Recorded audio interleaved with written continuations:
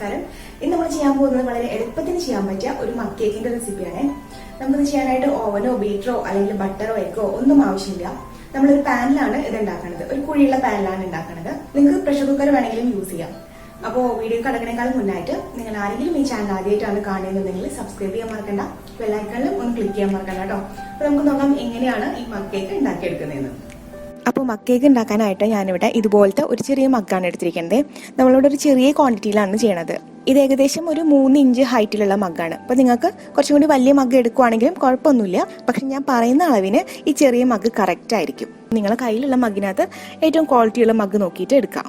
അപ്പോൾ അതിന് നമുക്ക് ഈ മഗ് കേക്കിനുള്ള ബാറ്റർ ഉണ്ടാക്കിയെടുക്കാം. കേക്ക് നല്ലോണം ഒന്ന് സോഫ്റ്റ് ആയിട്ടിരിക്കാൻ വേണ്ടിയിട്ട് നമുക്കൊന്ന് അരിച്ചെടുക്കുകയൊക്കെ വേണ്ടേ ഈ പൊടികളൊക്കെ. അപ്പോൾ അതിന് വേണ്ടിയിട്ട് സൗകര്യത്തിന് വേണ്ടിയിട്ടാണ് ഞാൻ സെപ്പറേറ്റ് ആയിട്ടുള്ള ഒരു ബൗളിൽ മിക്സ് ചെയ്യുന്നത്. നിങ്ങൾക്ക് വേണമെന്നുണ്ടെങ്കിൽ ഡയറക്റ്റ് ആയിട്ട് മഗ്ഗിൽ തന്നെ മിക്സ് ചെയ്യാം, നമ്മൾ ഇഷ്ടം പോലെ തന്നെ ചെയ്യാം. പിന്നെ ഒരു കാര്യം പ്രത്യേകം ശ്രദ്ധിക്കാനുള്ളത് എന്താണെന്ന് വെച്ച് കഴിഞ്ഞാൽ നമ്മൾ ഇതിന് വേണ്ടിയിട്ട് എടുക്കുന്ന അളവ് സ്പൂണുകൾ കറക്റ്റ് ആയിട്ടുള്ള മെഷർമെൻറ്റ് സ്പൂണുകൾ തന്നെ എടുക്കാൻ ശ്രദ്ധിക്കാം. എന്നാലും നമ്മുടെ കേക്കിൻ്റെ അളവുകളെല്ലാം കറക്റ്റായിട്ട് വരുള്ളൂ. കേക്ക് നല്ല സോഫ്റ്റ് ആയിട്ടുള്ള ടെക്സ്ചറിൽ നമുക്ക് കിട്ടുള്ളൂ. അപ്പോൾ ഒരു അരിപ്പ വെച്ചിട്ട് നമുക്ക് ഈ അരിപ്പയിലേക്കാണ് ഡ്രൈ ആയിട്ടുള്ള ഇൻഗ്രീഡിയൻസ് ഒക്കെ നമ്മൾ ചേർക്കണത്. എന്നിട്ട് നന്നായിട്ട് അരിച്ചെടുക്കും. അരിച്ചെടുക്കണത് എന്തിനാണെന്ന് വെച്ച് കഴിഞ്ഞാൽ കേക്ക് നല്ല സോഫ്റ്റ് ആയിട്ട് വരാൻ വേണ്ടിയിട്ടും ഈ പൊടികളെല്ലാം നന്നായിട്ട് മിക്സ് ആവാൻ വേണ്ടിയിട്ടുമാണ്. അരിപ്പ നല്ല ഡ്രൈ ആയിട്ടിരിക്കണം, നനഞ്ഞ അരിപ്പ ആവാനും പാടില്ല. അപ്പോൾ നമുക്ക് അരിപ്പയിലേക്ക് 3 ടേബിൾ സ്പൂൺ മൈദ അല്ലെങ്കിൽ ഓൾ പർപ്പസ് ഫ്ലോർ ചേർക്കാം. ടേബിൾ സ്പൂൺ അളവിൽ എടുക്കുമ്പോൾ ഇതുപോലെ ഇങ്ങനെ വടിച്ചിട്ടെടുക്കുക, ഇങ്ങനെ കുമിച്ചെടുക്കേണ്ട, വടിച്ചിട്ടെടുക്കുക. അതിപ്പോൾ ഞാൻ എടുക്കുന്ന അളവും നിങ്ങൾ എടുക്കുന്ന അളവും ഒരുപോലെ ആവാൻ വേണ്ടിയിട്ടാണ് കേട്ടോ വടിച്ചെടുക്കാൻ പറയുന്നത്. ഇനി ഇതിലേക്ക് പൊടിച്ച പഞ്ചസാരയാണ് ചേർക്കണത്. പഞ്ചസാര ഇതുപോലെ മിക്സിയിലിട്ടിട്ട് നല്ലോണം പൊടിച്ചെടുക്കുക. ഇതിപ്പോൾ കുറച്ച് അധികം പൊടിച്ചിട്ടുണ്ട്, ഇത്രയൊന്നും പൊടിക്കാൻ കേട്ടോ. നമുക്ക് 3-4 ടേബിൾ സ്പൂൺ ഒക്കെ മതിയാവും. ഇതിലേക്ക് 4 ടേബിൾ സ്പൂൺ പൊടിച്ച പഞ്ചസാര ചേർക്കാം. ഇനി ഇതിലേക്ക് നമുക്ക് കൊക്കോ പൗഡർ ചേർക്കണം. ഇത് അൺസ്വീറ്റൻഡ് ആയിട്ടുള്ള കൊക്കോ പൗഡറാണ്. ഇത് 1 ടേബിൾ സ്പൂൺ ചേർക്കാം. ഇനി 1/4 ടീസ്പൂൺ ബേക്കിംഗ് പൗഡർ ചേർക്കാം. പിന്നെ ഒരു നുള്ള് ബേക്കിംഗ് സോഡ ചേർക്കാം. ഒരു നുള്ളെന്ന് പറയുമ്പോൾ ഏകദേശം നമ്മുടെ 1/4 ടീസ്പൂണിൻ്റെ 1/3 ഭാഗം. പിന്നെ ഈ ടേസ്റ്റ് എല്ലാം കൂടി ഒന്ന് ബാലൻസ് ചെയ്യാൻ വേണ്ടിയിട്ട് ഒരു നുള്ള് ഉപ്പ് ചേർക്കാം. ഉപ്പ് കൂടി പോകാൻ പാടില്ല കേട്ടോ, ഒരു നുള്ള് മതി. ഇപ്പോൾ ഡ്രൈ ആയിട്ടുള്ള ഇൻഗ്രീഡിയൻസ് എല്ലാം നമ്മൾ ചേർത്തിട്ടുണ്ട് അല്ലേ. ഇനി നമുക്കിതൊന്ന് അടഞ്ഞെടുക്കാം.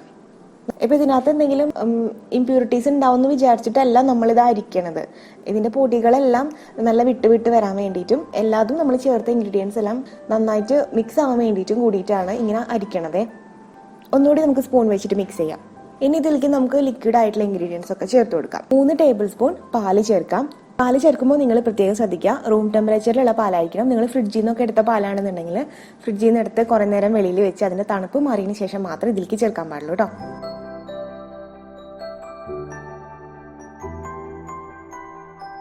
ഇനി 1 ടേബിൾ സ്പൂൺ സൺഫ്ലവർ ഓയിലാണ് ചേർക്കേണ്ടത്. പിന്നെ 1/4 ടീസ്പൂൺ വാനില എസൻസ് ചേർക്കാം. ഇനി എല്ലാം കൂടിയിട്ട് നന്നായിട്ട് ഒന്ന് മിക്സ് ചെയ്തെടുക്കാം. ഒട്ടും കട്ടയില്ലാതെ എല്ലാം നന്നായിട്ട് മിക്സ് ആക്കി എടുക്കാം. ഇപ്പോൾ എല്ലാം നന്നായിട്ട് മിക്സ് ആയിട്ടുണ്ട്. ഒരുപാട് നേരം ഇങ്ങനെ ഇളക്കണം എന്നില്ല. എല്ലാം നന്നായിട്ട് മിക്സ് ആയി എന്ന് ഒരു വട്ടം ഉറപ്പായി കഴിഞ്ഞാൽ നിങ്ങൾ നിർത്തിക്കോളാം കേട്ടോ മിക്സിങ്. അപ്പോൾ നമ്മുടെ കേക്കിൻ്റെ ബാറ്റർ റെഡി ആയിട്ടുണ്ട്. ഇനി നമുക്കിത് നമ്മളെ കപ്പിലേക്ക് ഒഴിക്കാം.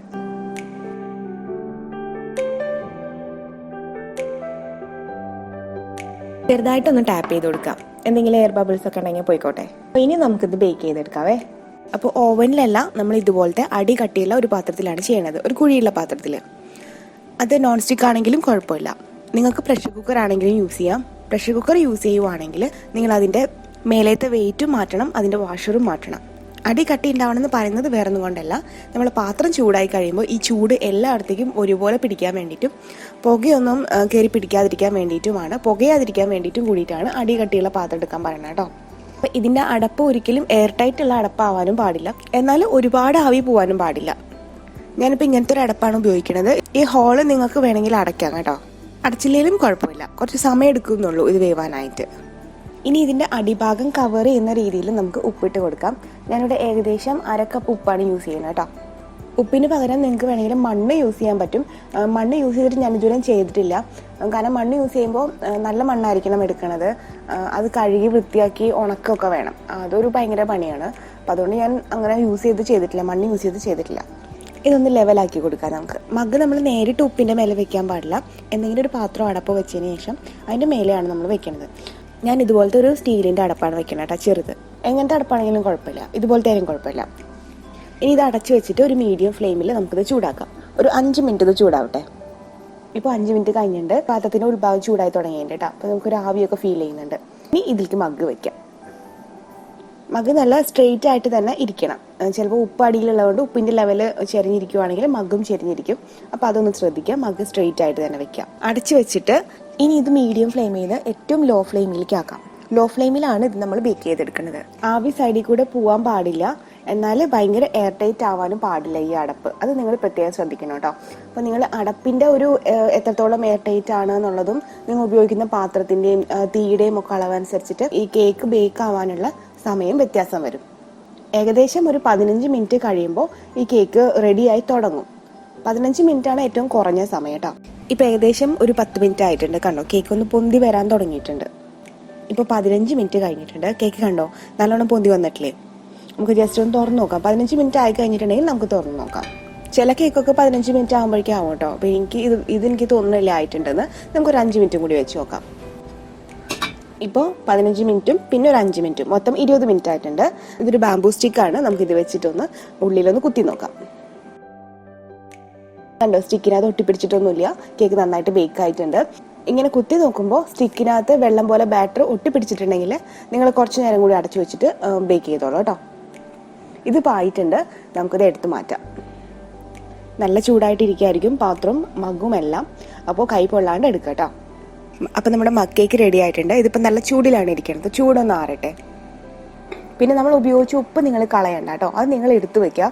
ഒരു ടിന്നിലാക്കിയിട്ട് എടുത്തു വെക്കുക ചൂടാറിയതിന് ശേഷം. എന്നിട്ട് ഇനിയും നിങ്ങൾ മഗ് കേക്ക് ഉണ്ടാക്കുമ്പോൾ അല്ലെങ്കിൽ വേറെ എന്തെങ്കിലും കേക്ക് ഉണ്ടാക്കുമ്പോൾ നിങ്ങൾക്ക് അത് യൂസ് ചെയ്യാം. അങ്ങനെ ഒരു 3 വട്ടമൊക്കെ യൂസ് ചെയ്യാം. 3 വട്ടം യൂസ് ചെയ്തൊരു 4ാമത്തെ വട്ടം ആകുമ്പോഴേക്കും ഉപ്പിന്റെ കളർ ചെറുതായിട്ടൊന്ന് ചേഞ്ച് ആയി തുടങ്ങും. ഒരു സ്മെല്ലൊക്കെ വന്നു തുടങ്ങും. അപ്പോൾ നമ്മൾ ഉപയോഗിക്കാൻ പാടില്ല, കളയണം.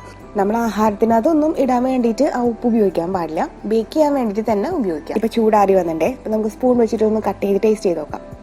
കണ്ടോ, നല്ല സോഫ്റ്റ് ആയിട്ടാണ് കട്ടായി വരുന്നത്. കണ്ടോ, ഉള്ളിൽ നല്ല സോഫ്റ്റ് ആണ്. അപ്പൊ നമ്മുടെ മഗ് കേക്ക് റെഡിയാണ്. നല്ല ടേസ്റ്റി ആയിട്ടുള്ള വളരെ എളുപ്പത്തിൽ ഉണ്ടാക്കാൻ പറ്റുന്ന കേക്കാണ്. എല്ലാവരും ട്രൈ ചെയ്ത് നോക്കുക. അപ്പോൾ നിങ്ങൾ ആദ്യമായിട്ടാണ് എൻ്റെ ചാനൽ കാണുന്നുണ്ടെങ്കിൽ സബ്സ്ക്രൈബ് ചെയ്യാൻ മറക്കരുത്. ബെല്ലൈക്കണിൽ ഒന്ന് ക്ലിക്ക് ചെയ്യാൻ മറക്കരുത്. വീഡിയോ ഇഷ്ടപ്പെട്ടിട്ടുണ്ടെങ്കിൽ ലൈക്ക് ചെയ്യാനും മറക്കരുത് കേട്ടോ. അപ്പോൾ നമുക്ക് അടുത്തൊരു വീഡിയോയിൽ വരുമ്പോൾ കാണാം. എല്ലാവർക്കും നന്ദി, നമസ്കാരം.